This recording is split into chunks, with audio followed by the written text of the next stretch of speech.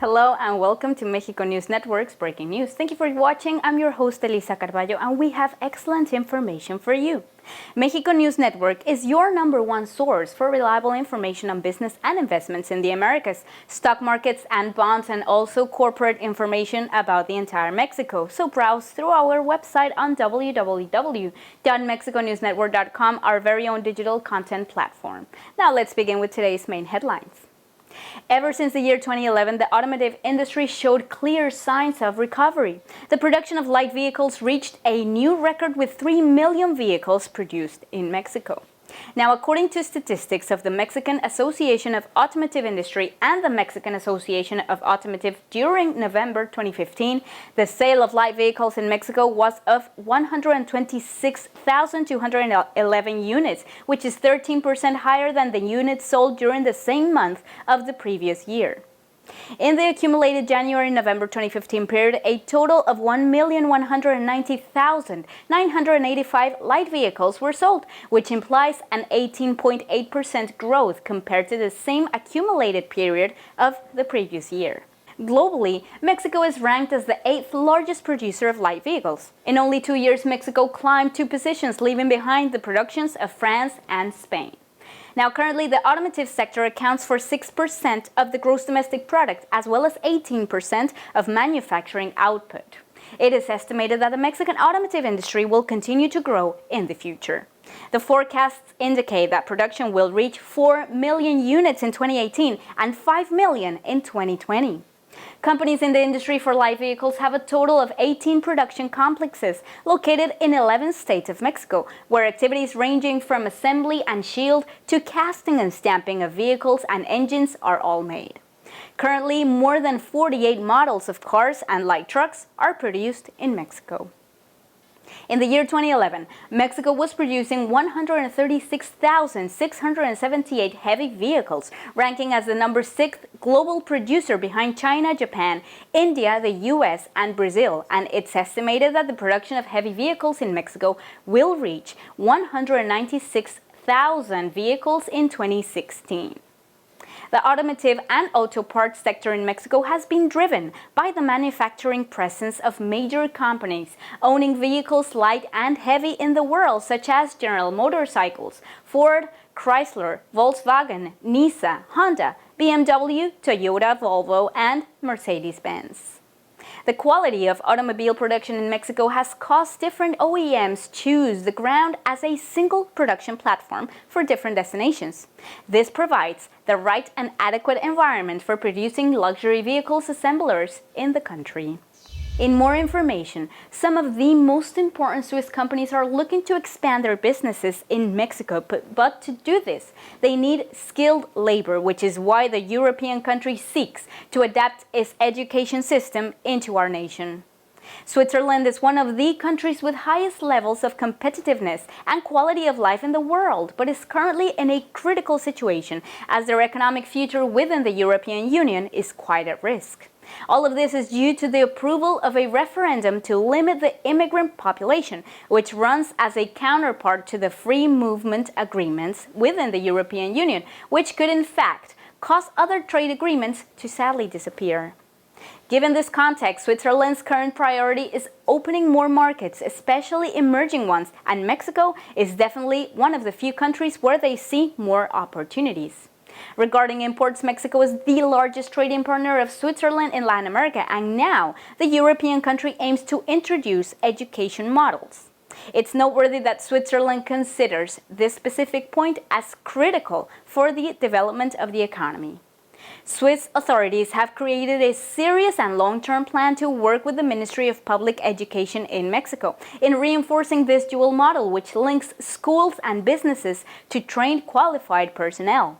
One of the greatest advantages of the Swiss model is flexibility, as it will allow technical professionals to continue their studies in applied sciences or even acquire a degree, which can be an incentive in a country where there are still many limitations in the education system.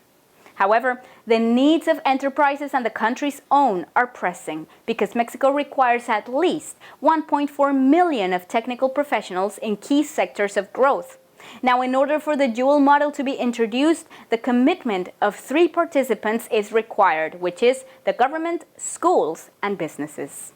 Switzerland currently has projects for economic cooperation with Peru, Chile, Colombia, Egypt, Tunisia, South Africa, Vietnam, and Indonesia. And the economic, demographic, and geographic features of Mexico put it as the ideal place for Switzerland to do more business in.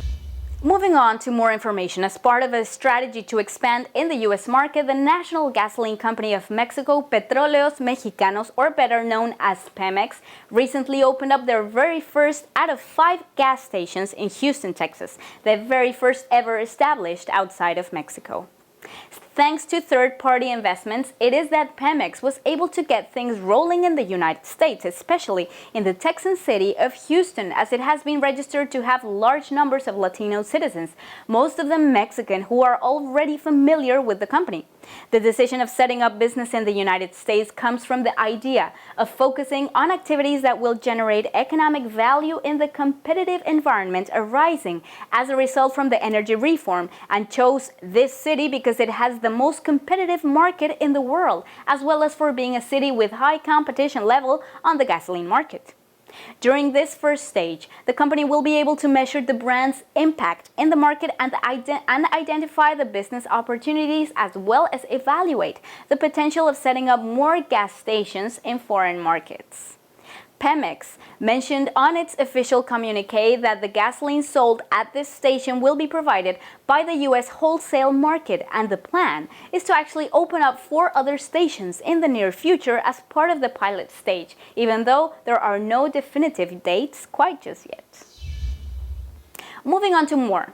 GiveU is a social marketplace where you can buy products from others with yours in a barter system that uses gifts as currency invented by the actual site.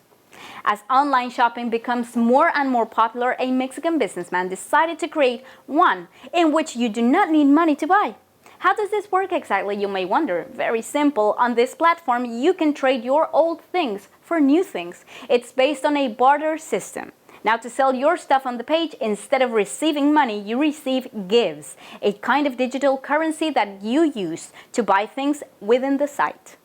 GiveU is defined as a peer-to-peer social marketplace and was created by Andrés Nieto Diaz, a businessman formerly involved in retail.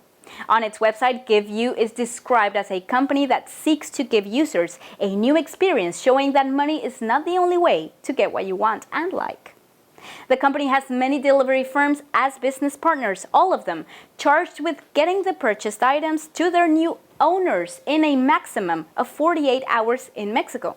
Now, this is where the company makes its money. It charges a 5% commission for each shipment out, each of which must be paid in cash by the person who sells. Now, to learn more about the company, you can enter their website www.giveu.mx. Now, moving along to Mexico's inflation rate, which actually edges quite just down. Consumer prices in Mexico increased by 2.48% year-on-year in October of 2015, which is slightly lower than the 2.52% rise in September, hitting a fresh record low for the 6th straight month. The inflation rate has been below the central bank's 3% target ever since May, as sluggish growth and lower telecom and housing-related prices have slowed consumer inflation despite a nearly 12% depreciation of the peso versus the US dollar since the beginning of the current year 2015.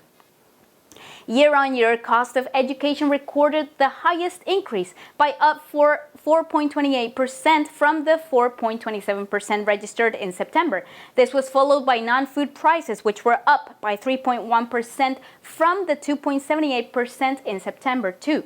Food, drinks, and tobacco were up by 2.38% from the 2.25% in September, and housing was up by 1.99% from the 2.03% in September.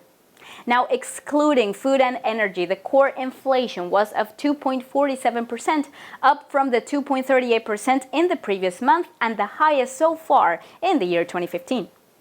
Now, on a monthly basis, consumer prices rose to 0.51%, up from the 0.37% in September and the highest figure ever since November.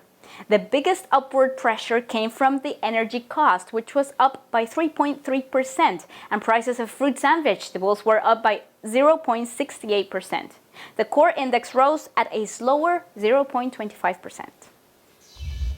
Sadly, this was all for today. Thank you so much for staying with us. Remember, you are watching Breaking News by Mexico News Network. I am your host, Elisa Carballo, and remember to browse through our website on www.mexiconewsnetwork.com, our very own digital content platforms that provides reliable and positive information on Mexico's business grounds, investments, stock markets, bonds, and economic indicators. We'll see you next time.